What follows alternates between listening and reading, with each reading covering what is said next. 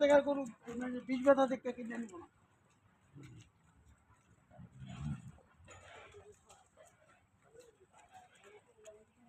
গরু ঠিকই তো বের হয়ে গেল, সবই হইলো। গরু তো ঠিকই বেরও হইলো, সবই হইলো। হ্যাঁ,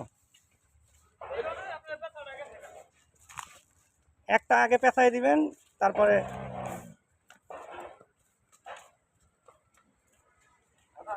এই দিক দিয়ে দেন ভাই, ওই দিক দিয়ে আবার স্লিপ কাটা কিন্তু পিছলা, ওইদিকে পিছলা কিন্তু।